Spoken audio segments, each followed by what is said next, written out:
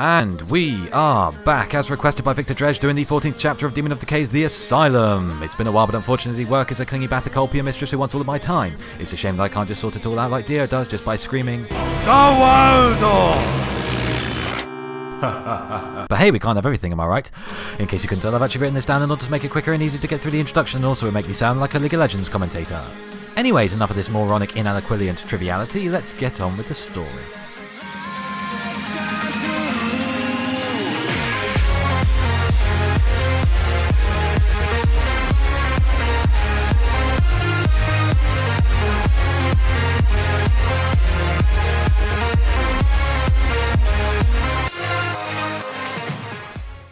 Pinky? Yeah, Twilight? I have a question for you. Oh? What is it? Does Trixie always use those magician's tricks when teaching? Yeah! Isn't it great? Twilight glanced away. Yes. The classroom is so much better when you combine mathematics and a stage show. It's not like it's hard to sleep through a thrilling lecture on something you learned years ago when she's setting off magical fireworks in class. I knew you'd like Miss Luna Moon, Pinky said with a broad grin, the sarcasm sailing right over her head. See? Isn't school great? Twilight grunted in reply, fighting to keep her scowl from getting any deeper. Well, at least they weren't real fireworks, she told herself, as if it were some kind of consolation. It hadn't made much of a difference to her. A loud burst of magic sparkles was real enough to keep her from sleeping her way through any class. For a moment, Twilight felt a surge of guilt at the very idea of falling asleep in class. She never would have contemplated it back when she was a filly. It was pure contempt for the teacher, the classroom, and the subject matter. Even though it was a subject she had learned years earlier and she was being taught by a mare she had very little respect for, she couldn't wash away her shame completely. Still, it's not like I didn't try to make things work out, she reminded herself. At first, she had been cautiously optimistic, hoping to get some answers that she might be able to use to get a better grasp on the world around her. However, Trixie had been unresponsive to Twilight's inquiries, reminding her each time that the lesson for the day was math and that questions about social studies or science would have to wait until the appropriately scheduled day. Trapped at her desk, she felt her patience erode away as the class transformed into an hour of monotony and frustration. Her attempts to use the time productively had been sabotaged by Trixie's use of simple magical cantrips to make brightly coloured numbers float in the air, the equations bursting apart in intangible sparks in celebration of a correct answer. The students had loved it, but Twilight found the pops and whistles an infuriating distraction.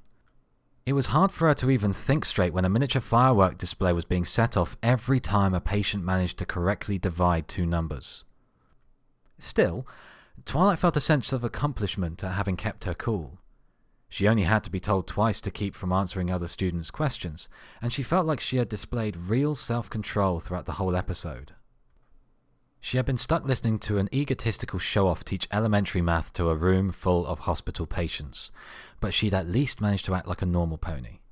No tantrums thrown, no desks flipped, and no pony ended up crying. As far as that went around Broadhoof, that was something to celebrate. Thankfully, the period after class was free time in an outdoor yard of the hospital. The sensation of warm sunlight and fresh air had been a balm for Twilight's frayed nerves, pulling the tension out of her body like a skilled masseuse. She didn't realize how much she had been missing nature until she felt the grass beneath her hooves and could hear the birds singing in the trees. I needed this, she thought as her eyes roamed around the field. It was a simple rectangle of open land, with its boundaries marked by two sides of fence and two sides by the hospital itself. There were a few trees scattered about the area, along with patients engaging in an assortment of activities. It was serene, peaceful, and a relaxing place, if she ignored the imposing hospital and the razor wire-topped fences. Twilight shifted her eyes to Broadhoof itself. It was her first good look at its exterior, and the building displayed an uncharacteristic amount of style and flair. The central portion of the hospital was a large stone structure, with fantasies of being a fortress, complete with spires and decorative crenellations along the roofline. It was a romantic reinterpretation of a medieval equestrian castle, but lacked the sleek lines and noble arches of Canterlot. The vines growing up the wall and weather-worn stones gave the structure a sense of age and prominence that the historian in Twilight found appealing.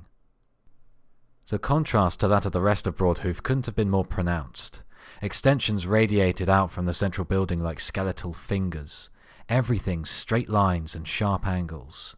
A heavy coat of white paint covered the simple brickwork. The patches of grime beneath the windows and along the ledges made it clear that it had been too long since it had felt the touch of a wet brush.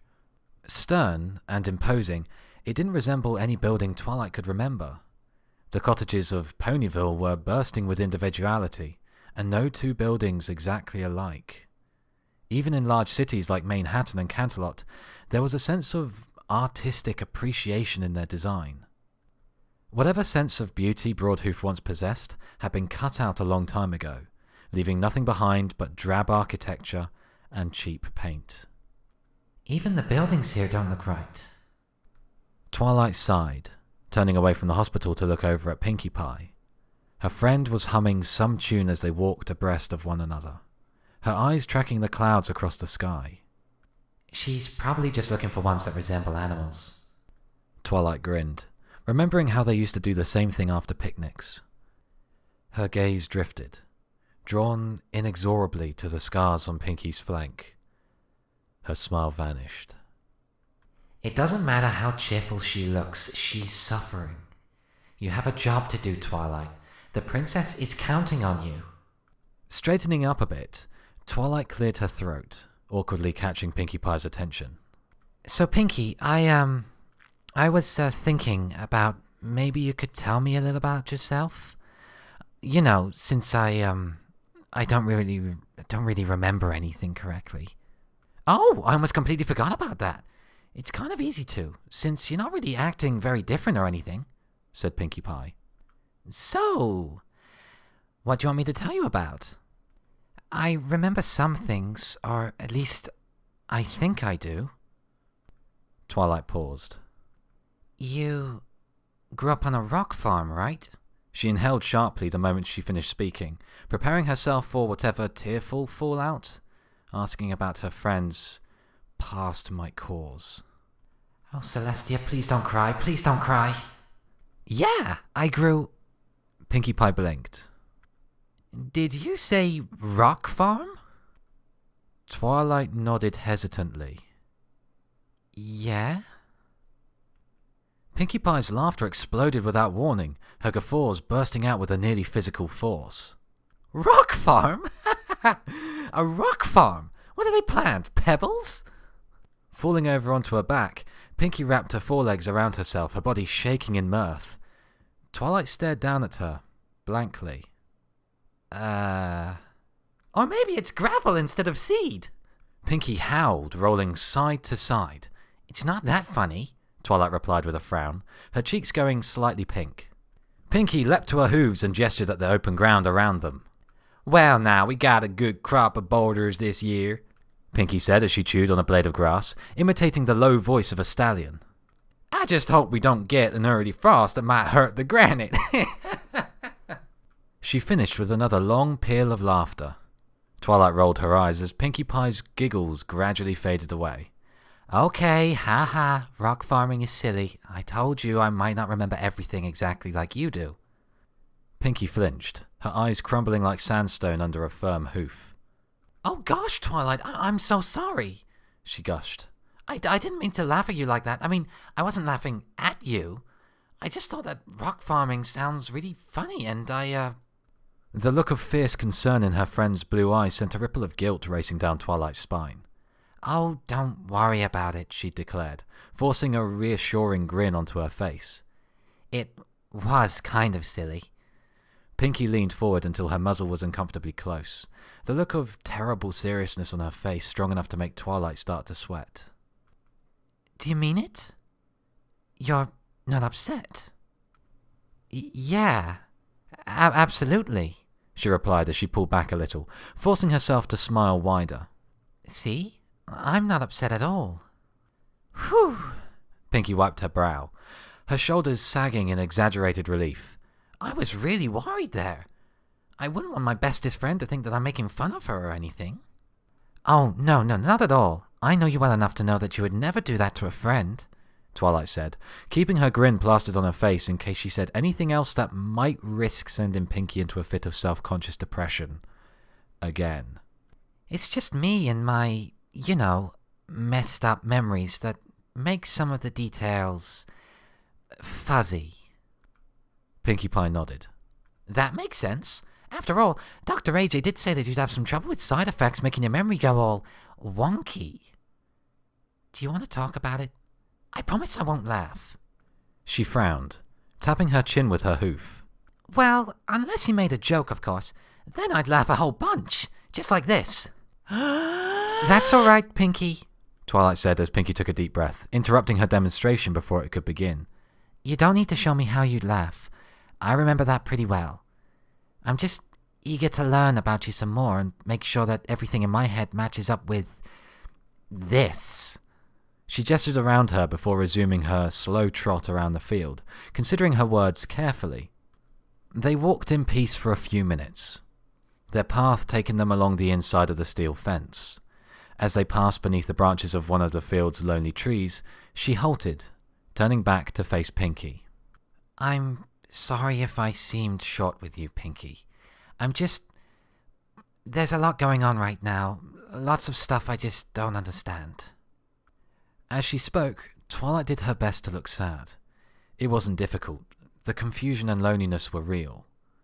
Still, she didn't see any point in holding back. Her friends were good ponies, and gaining their sympathy would make them more willing to help her. And the sooner they're willing to help me, the sooner I can help them. Giving a melodramatic sigh, Twilight glanced away. Even my memories don't fit. In my head, I can clearly remember you telling me about you growing up on a rock farm. I mean, I can picture you talking about your family, your parents, and your sisters. But how can I be a good friend to you when I don't even know your past? To Pinky's credit, she didn't even bat an eyelid when Twilight mentioned rock farms again. Instead, she lowered herself down onto the cool grass and gestured for Twilight to do the same. She didn't speak as she settled in, content to look at Twilight, waiting for her to continue. Hypothetically, Twilight said as she looked down at her hooves, imagine that you needed to do something very important, but you couldn't because all of your information is suddenly wrong. And whenever you tried to get the information you needed, you kept hurting the ponies that you were trying to help. Or worse, you can't even tell if the question will hurt them. Or if even the right question is the right question to ask in the first place. And then you're wondering about my scars, aren't you? Pinkie Pie's question was painfully soft, her gentle tone freezing Twilight mid-sentence. She flinched when Twilight lifted her head to stare at her, but she held her gaze. That's what you're talking about, right? You want to know how I got them. Twilight licked her lips, unable to look away. Well, I was... It's okay if you want to ask me. You've wanted to since yesterday, Pinky said softly, her sad eyes roaming over Twilight's surprised face. I know I'm not the smartest pony, but I'm not a dummy. You're uncomfortable around me. Every time you look at me, it's obvious you're trying to avoid staring at my flank. You want to know about the scars, but you're worried that you'll end up hurting me. I don't... Twilight began, shifting from side to side. Yes, you do, Pinky interrupted gently. It's my special talent to know that my bestest friends are upset. And it's not hard to see that the memory problems Dr. AJ told me about are causing it. Your memories are there, in your noggin, but are different. You knew who I was, but thought my hair was supposed to be poofy, and didn't know about my scars. You remember me, but not me. Like, you remember I grew up on a farm, but you think it's a rock farm. You're trying to fit the two together and you don't quite know what's going on, and you just want to make sense of the world, and it's leaving you, It's leaving you totally discombobulated. Discombobulated? Pinkie Pie nodded. You got me a dictionary for my last birthday, and I've almost finished the D's. Before she could catch herself, Twilight had fallen over onto her side, laughing hard enough to make her breathing painful. She knew it wasn't that funny, but she wasn't laughing at any joke. She was laughing in relief. By the time Twilight managed to calm herself, she felt like a huge weight had been lifted from her back. The once oppressive air between the two cleared away instantly. Still, Twilight couldn't help but give Pinkie Pie a guilty look. Before she could apologize for treating so somber a discussion with such disrespect, Pinkie Pie smiled back at her. Twilight, you're my bestest buddy, and I don't want you to get all serious and sad whenever we hang out. So just ask me. Ask me what you want to know, so we can get back to laughing and smiling and having fun. Because that's so much better than being all mopey and, Pinkie glanced upwards, furrowing her brow in concentration. Lugubrious? Twilight offered. Hey, no fair, Pinkie Pie pouted. I haven't even gotten to the L's yet. In an instant, both friends were hooting loudly, their mutual laughter enough to startle the last of the birds from the branches above. Twilight took her time catching her breath, staring up at the sky and tracking the birds as they faded into the distance. She knew she was delaying the inevitable, but she was determined to hold on to the fleeting peace as long as she could. After a few long minutes, she turned her head to look at Pinkie. Her friend, resting on her belly and watching Twilight with a look of hesitant expectation. The question clung to the back of her tongue. Twilight didn't feel ready. Pinkie didn't look ready. Are you sure you want to tell me about, you know? Pinkie Pie closed her eyes and took a deep breath. She nodded. So, how did you get those scars? Pinkie's involuntary flinch was a cold icicle to the heart, but Twilight forced herself to remain silent. I had an accident on the farm, back before I had my cutie mark, Pinkie said, as she grabbed her tail and pulled it up beneath her, stroking it slowly like a foal with a blanket. We were just farmers, and we never had much time for fun or anything like parties. It was always so boring and dull, with just lots and lots of wheat. But then one day I saw this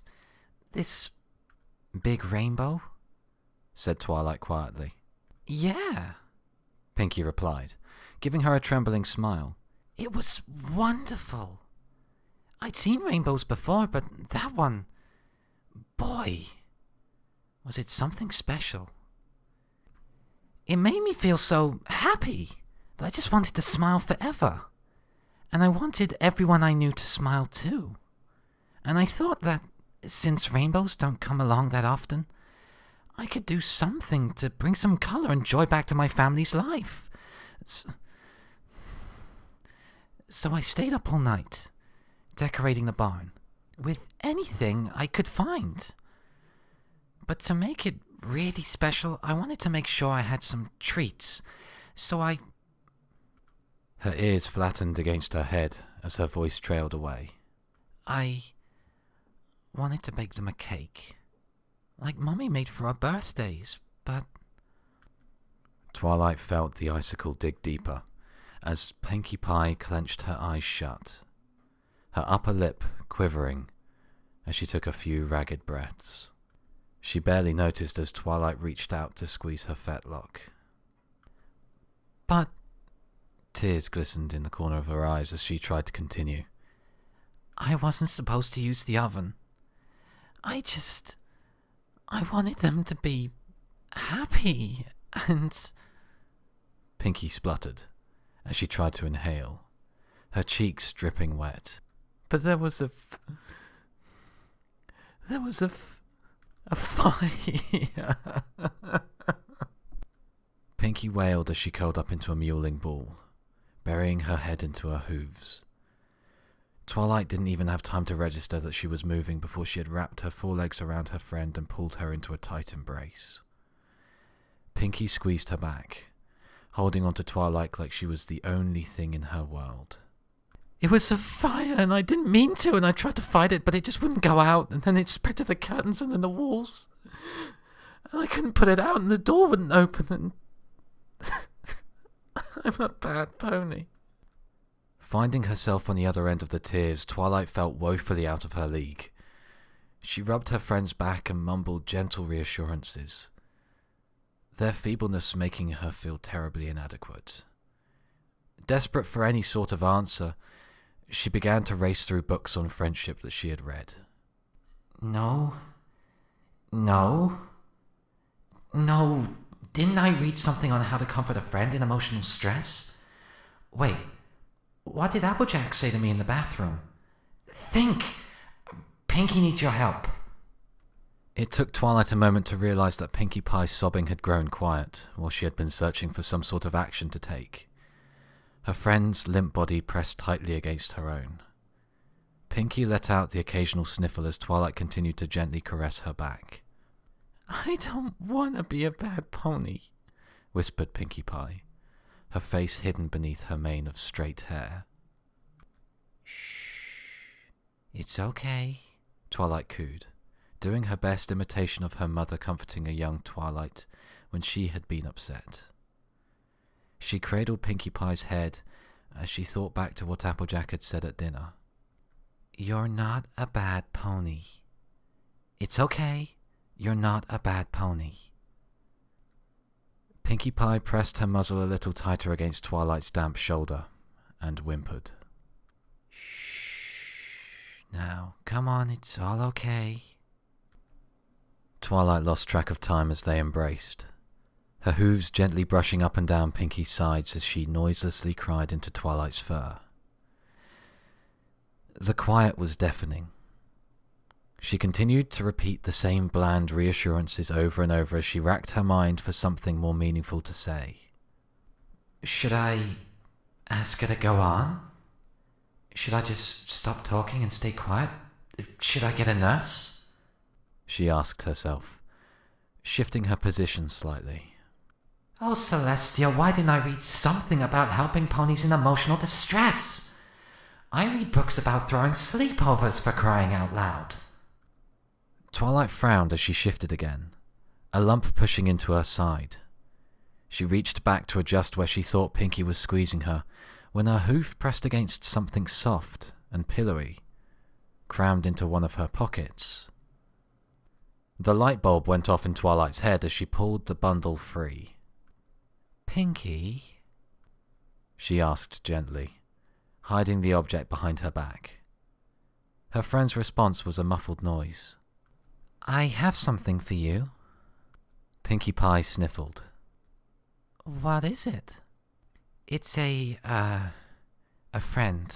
For you. Slowly, rubbing her puffy eyes, Pinkie lifted her head. A friend? What do you mean? It's my good old pal, Smarty Pants, Twilight said, as she revealed the old doll, giving Pinkie a large smile. Her grin slipped a little when Pinkie just stared back at the toy. Here, why don't you hold on to her? She added as she placed the doll in Pinkie's hooves. Pinkie glanced between Twilight and Smarty Pants a few times, her red eyes glistening with moisture. Twilight mentally kicked herself, having somehow managed to make things worse again. Smarty Pants! Pinkie Pie exclaimed as she hugged the doll tightly. Making a noise somewhere between a giggle and a snort, Pinkie nuzzled the old toy, her broad grin banishing Twilight's doubts. Oh, so you know her? Of course I do. You and me and Gummy and Smarty Pants used to have tea parties like all the time. Sure, they didn't really let us have real tea, but it was still lots of fun. Pinkie Pie's eyes suddenly narrowed. Twilight! How could you try and give away Smarty Pants? That's so rude. She's like your oldest friend. I can't believe you just give her away to someone else. Besides, how are you going to have another group study session in your room if you don't have Smarty Pants, huh? Twilight blushed despite herself. I didn't know that you, knew Smarty Pants. That's no excuse. You need to apologize to her this instant, Pinky declared, thrusting Smarty Pants out towards Twilight. The unicorn glanced down at the doll. I'm sorry? Like a judge recognizing a just verdict, Pinky just gave a simple sharp nod of the head. But why would you want to give Smarty Pants to me, even if I didn't know her? Her expression saddened. Don't you still like her? Of course I do, Twilight protested loudly, not wanting Twilight to backslide into depression and tears. I promise. It's just, I'm a little old for dolls and... But she's your friend, interrupted Pinkie Pie, her eyes threatening to start leaking again. Do you just give up your friends when you get too old for them? Her words dug into Twilight's heart, the cold bringing with it illumination.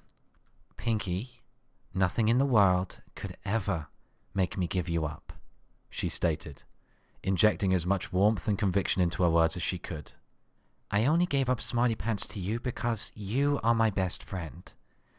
And I couldn't stand to see you crying again. Especially not when... Twilight lowered her gaze. When it was my fault in the first place. Twilight almost jumped when Pinkie Pie suddenly wrapped her forelegs around her shoulders and hugged her. Don't be upset, Pinkie said. Pulling back, she gave Twilight an awkward and fleeting smile.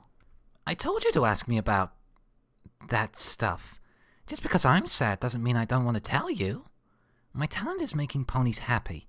And if you're not happy, just because you have too much stuff missing from your memories, I want to help you. And the only way I can is by telling you the truth. Sure, it might hurt, but I wouldn't want to keep a secret from my bestest friend. After all, you can't solve every problem with a party. Pinkie Pie cracked another soft grin.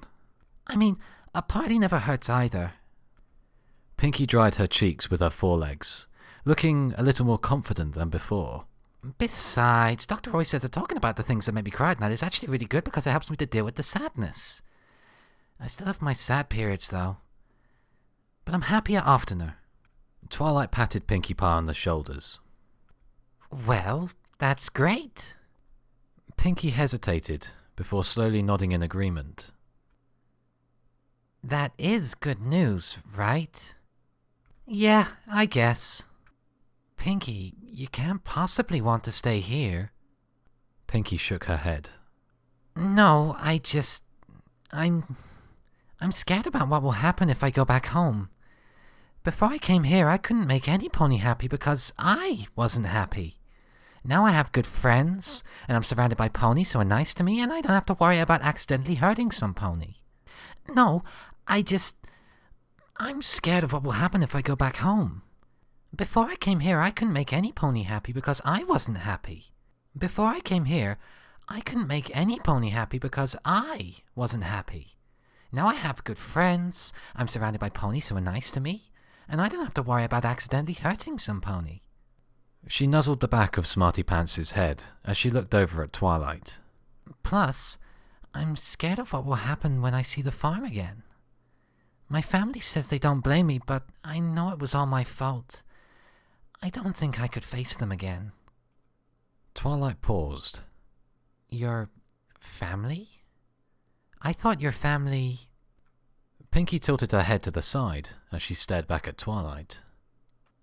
Didn't your family, Twilight's voice trailed off as she searched for the gentlest way to phrase the question. Don't assume anything. The thought popped into her head without warning, and Twilight mentally slapped herself. Since she had been taken by the shadow, she had been assuming things about her friends and the world around her. No scientist assumed anything when dealing with the unknown. Collecting herself, she rested one hoof on Pinkie's shoulder. I know it might be painful to talk about, but what happened to your family? What happened to my family? Pinkie asked, her melancholy replaced with confusion. What happened to them in the fire? Oh, whispered Pinkie Pie. They were upstairs sleeping when the fire started. I shouted at them, but by then there was too much smoke, and the whole downstairs was already burning up. Pinky spoke softly and paused often, but to Twilight's relief, there weren't any more tears.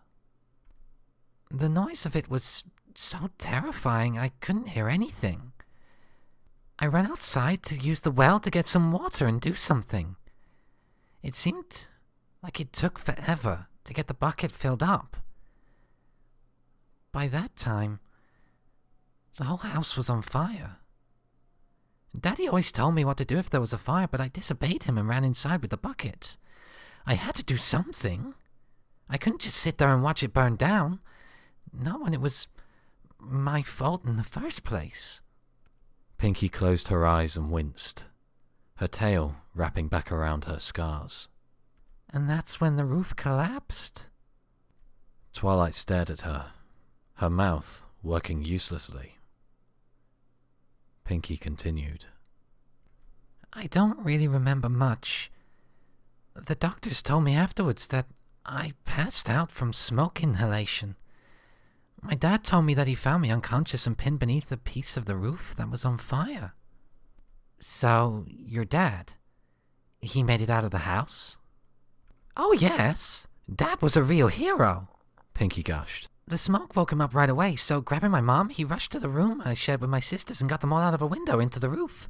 He hurt his ankle when he jumped down, but he still helped them all down too. And then he told them to go and run for town and try and get help while he went to try and find me. How did he know where you were? Twilight asked. Despite knowing the story was nothing but an implanted memory, she was hanging on to Pinky's every word.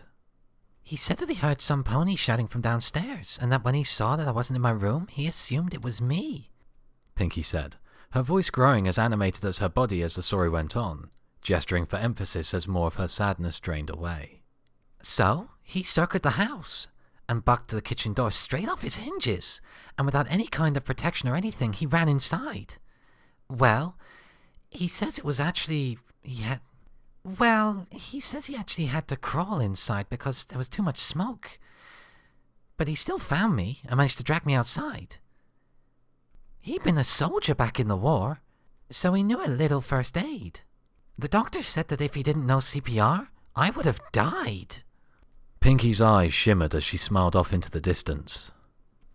My daddy is my bestest hero ever, she added softly. A stretch of silence followed the story, with Pinky caught up in her memories and Twilight unwilling to interrupt her.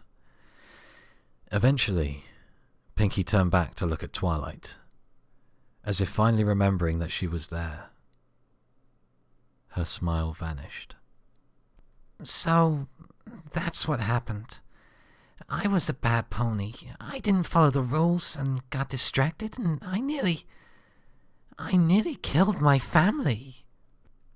Pinky's transition from excitement to self-loathing grated against Twilight's heart like sandpaper.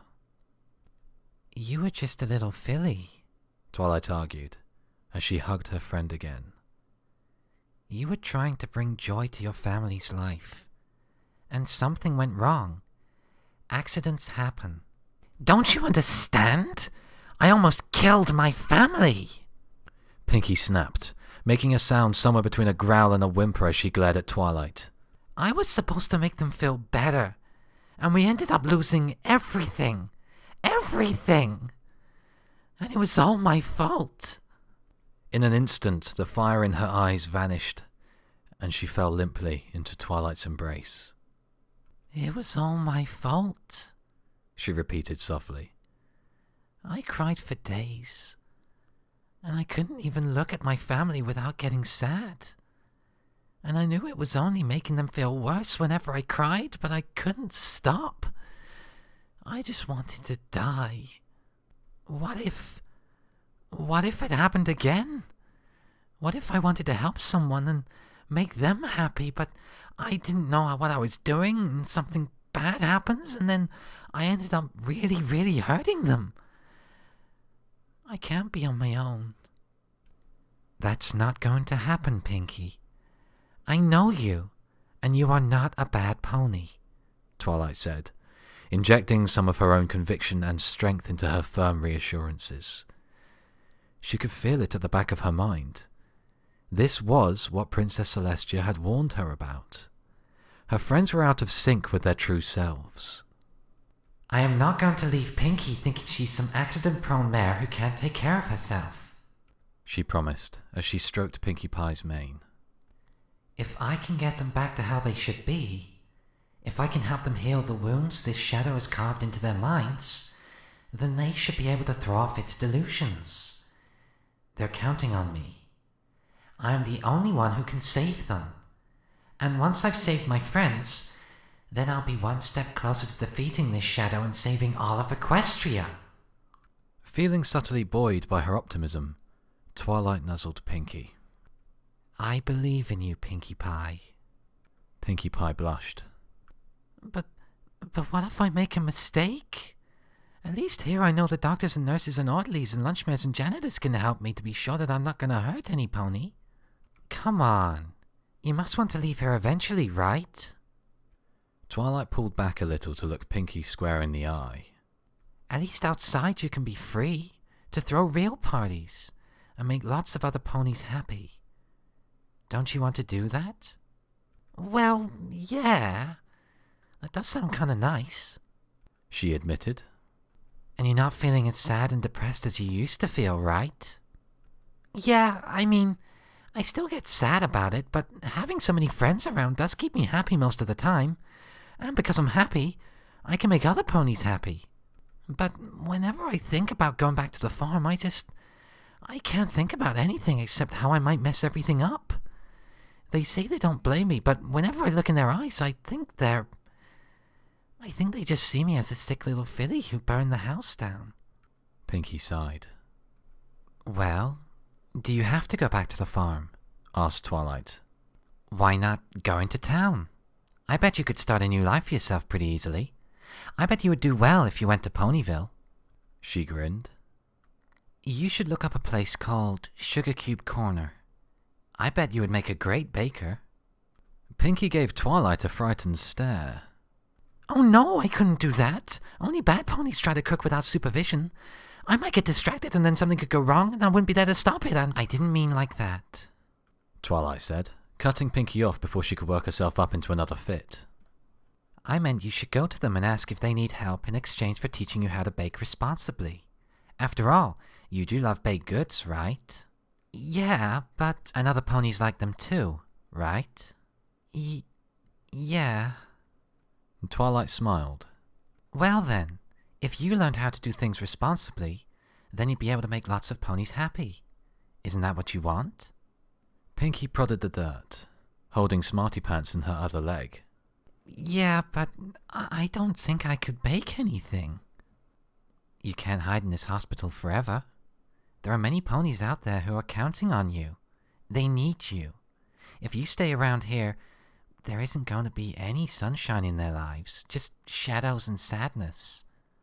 They need a pony that can spread happiness.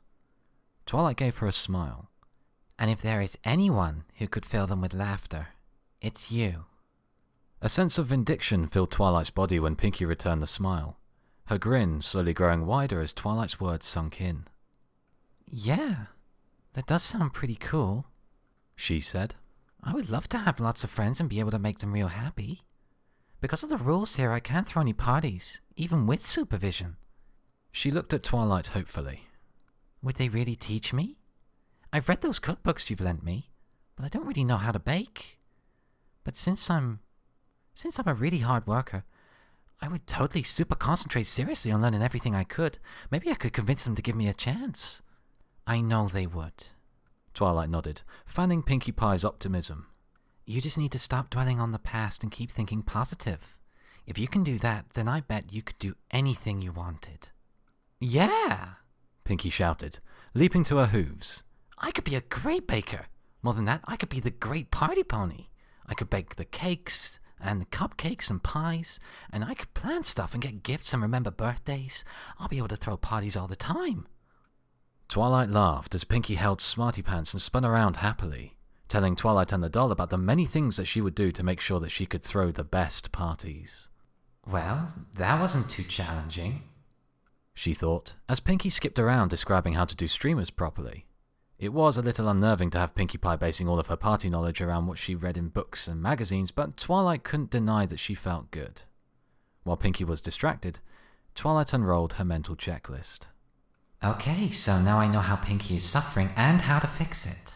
Her internal harmony has been broken because the Shadow has convinced her that in her past, the party that gave her her cutie mark... She halted, turning around to watch Pinkie Pie spin Smarty Pants around. Pinkie?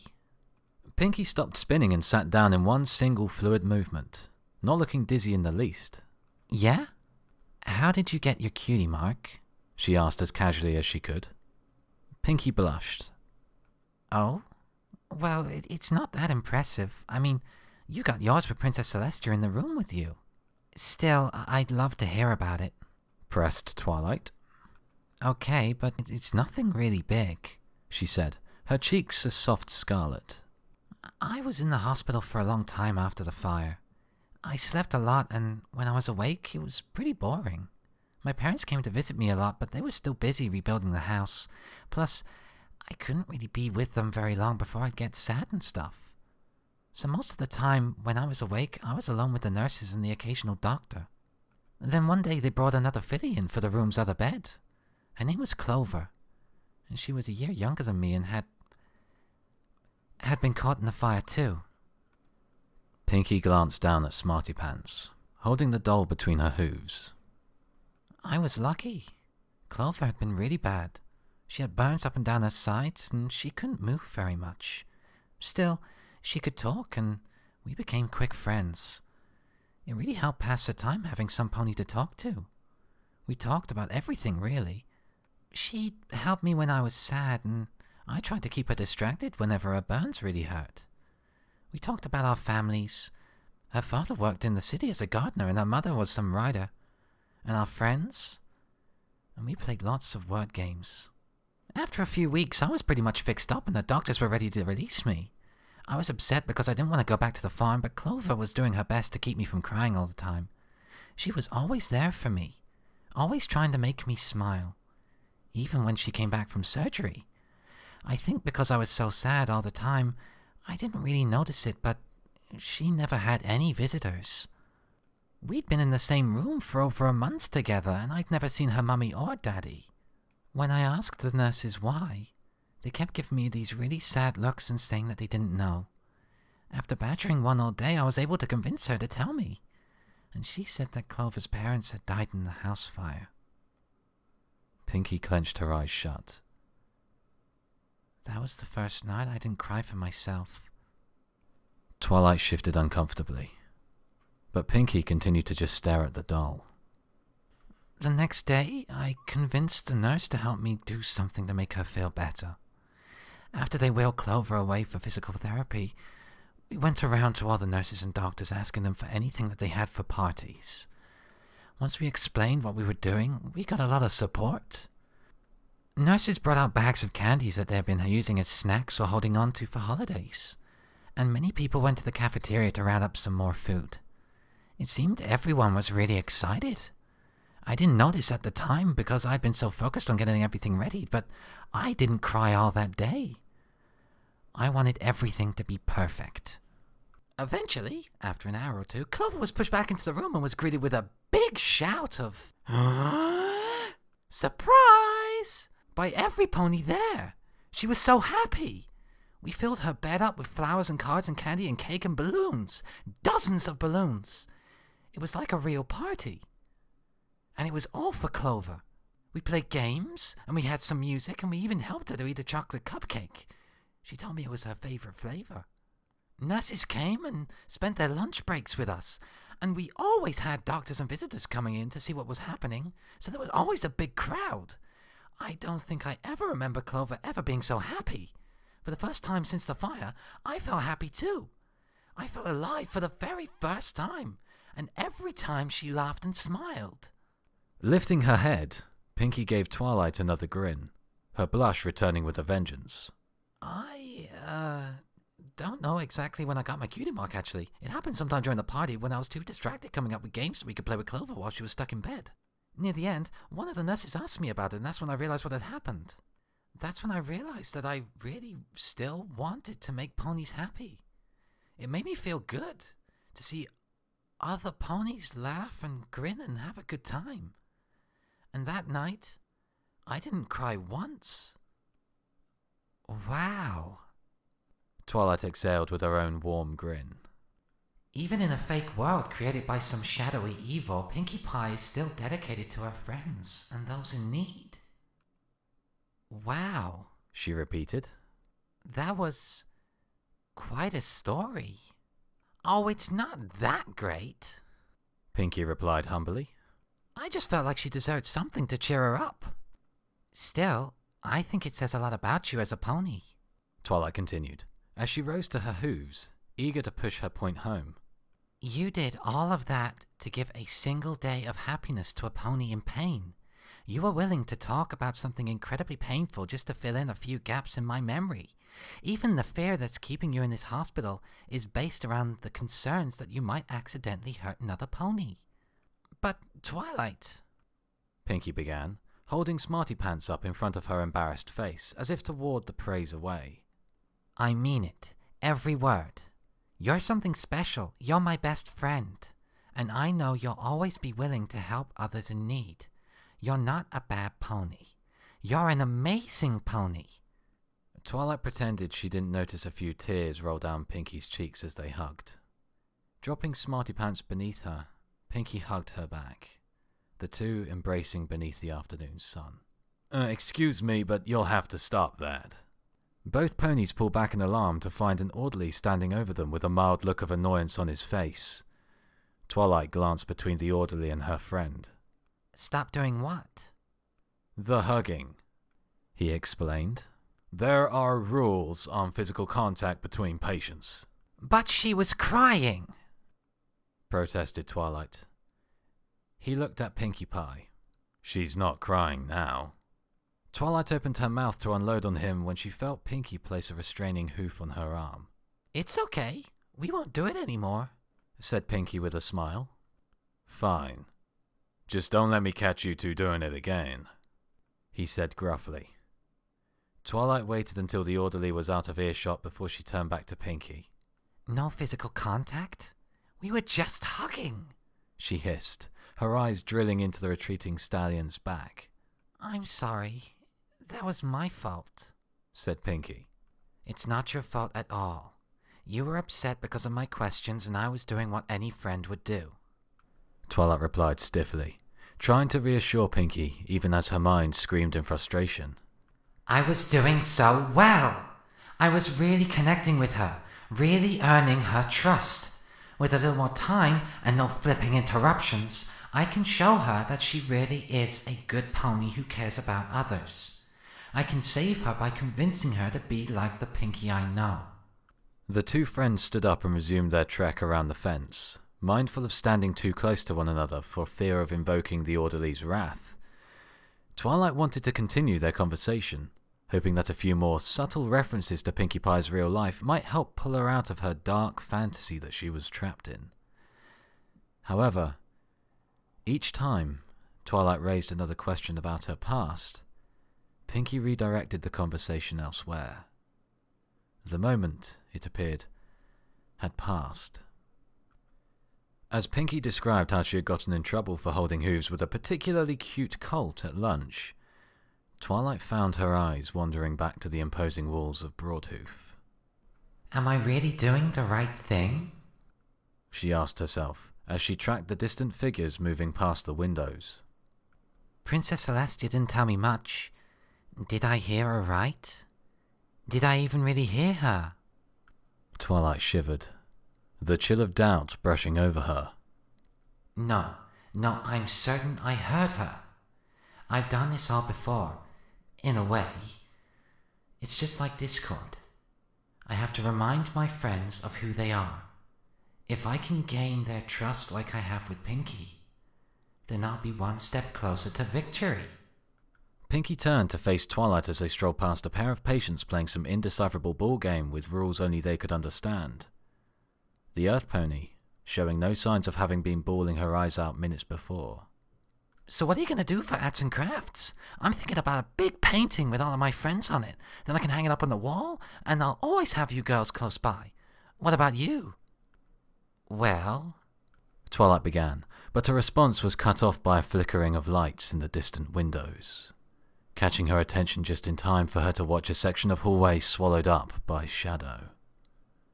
She squinted as a figure casually stepped out of the darkness, his large frame marking him as a stallion. Is he an electrician? She wondered, noting the thick clothing. The hairs on the back of her neck stood on end as he moved further down the hallway. One by one, the lights failed as he passed beneath them, making it look like he were leaving shadows in his wake. His body was indistinct and faint. Only his white muzzle stood out, catching the eye like a candle in the night. But there was something wrong with it. Like a beak, it was pointed and narrow. It looked like a mask. Twilight shivered. She hoped it was a mask. The flickering lights made the shadows dance around him in a terrible mockery of life, bringing with them memories of a nightmare she wanted to forget. She tracked his progress. The hallway behind him bathed in inky darkness. Twilight? Twilight squawked as she leapt into the air. Landing on quivering legs, she stared wide-eyed at Pinkie Pie, panting heavily. What? Twilight asked in a hoarse whisper, trying to keep her heart from bursting out of her chest. Whoa! Gasped Pinkie Pie as she took a few steps backwards. I was just asking if you were feeling okay. You were just looking at the hospital without saying anything for like 5 minutes. Twilight blinked a few times before she registered her friend's words. Did you see that? She asked, nearly barking her question. See what? Twilight gestured at the building. That. Pinkie squinted. What, the chapel? No, the stallion in the window. No, the stallion in the window. She exclaimed with growing frustration. She turned back to the hospital to point him out to Pinkie. He was looking right at her. Ice water ran down Twilight's spine, cold dread locking her joints together. Don't be ridiculous. He's not looking at you. He's just looking out the window. She tried telling herself. It didn't work. She couldn't tear her eyes away from the gash of white surrounded by darkness. She felt like it was sucking her in, her field of vision filling with that bird-like mask. Twilight gasped for air when Pinkie squeezed her shoulder, unaware she had been holding her breath. Twilight, are you sure you're okay? Pinkie asked again, her face contorted into a deeply worried expression. The spell now broken, Twilight nodded slowly, trying to work some of the sensation back into her limbs. She glanced back at the building, but the window was empty. I don't... She stammered, as her eyes roamed up and down the hallway. The lights were working again, but there was no sign of an oddly dressed figure. Shaking the icicles off her thoughts, she faced Pinkie. Yeah, I'm fine. I thought I saw something. Yeah, you said you saw some kind of stallion, and then you shivered and gasped and... Oh... Pinkie Pie's face slowly twisted into a knowing grin. She winked. Oh, Twilight's got a crush on some cute colt, she declared, as she started to bounce around Twilight. Twilight stumbled back a step. What? Twilight and the stallion sitting in a tree. Kissing. I do not have some crush, protested Twilight, blushing despite herself. I saw some strange stallion and... Strange looking? Pinkie stuck out her tongue. Ew. What, does he have a hunchback? She arched her back upwards in demonstration. 2 heads? 3 eyes? Or maybe He was made of... slime! Forget it, Twilight growled as she pushed past Pinky. Sparing a glance over at the hospital to make sure he still wasn't there, she resumed her walk around the inside of the fence. Pinkie Pie caught up after a few moments.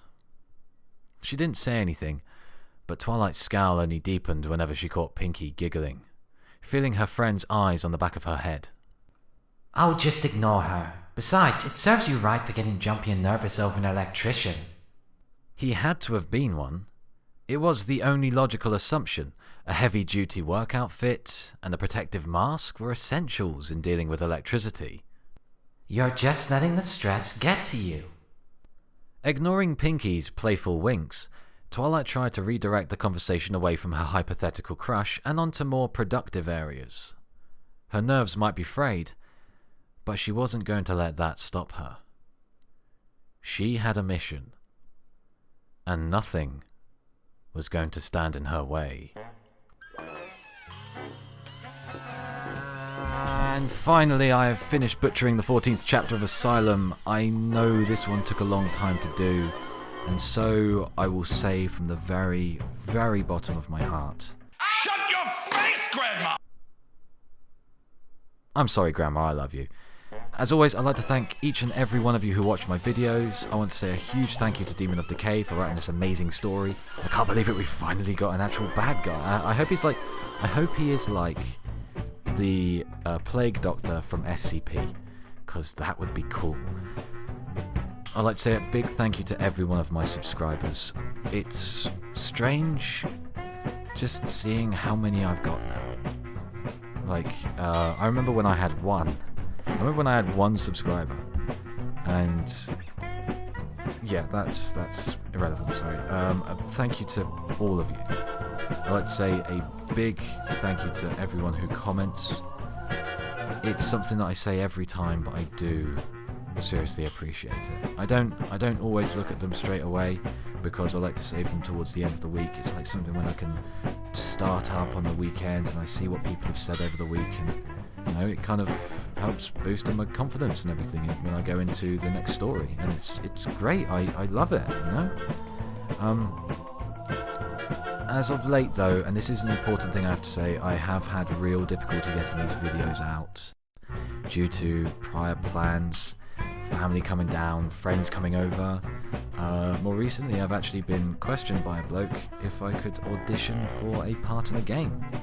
And whilst I'm not sure as to whether or not I'm going to get it, if I do, I will point you all towards it, and if you want to have a look at it, then, you know, you can always do that if you want to. I don't know, just, you know, whatever. Still though, I hope you will understand. I mean, this is late now. I'm actually recording this quite late because I came back from being away at a banquet for a medieval reenactment group, and great fun.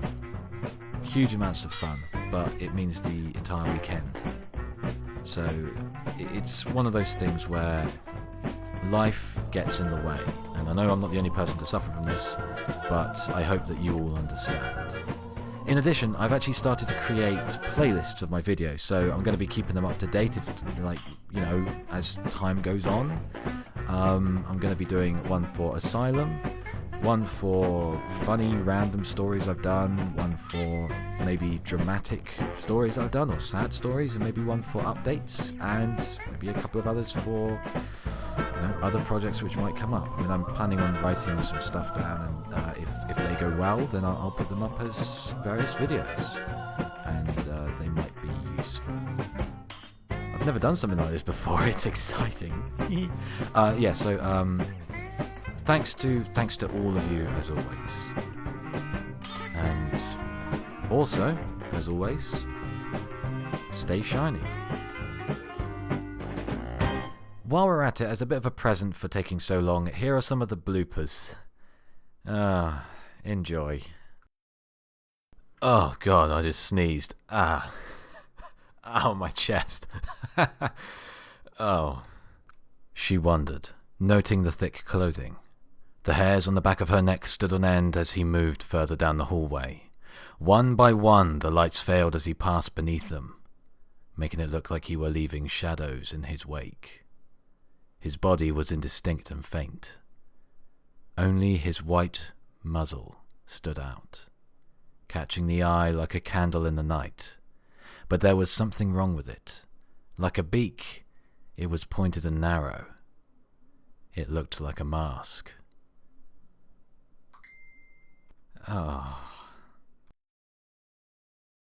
She wondered, noting the thick clothing. The hairs on the back of her neck stood on end as he moved further down the hallway. One by one, the lights failed as he passed beneath them.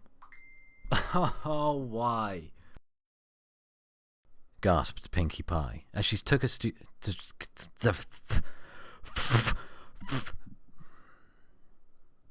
loving life at the moment, loving life.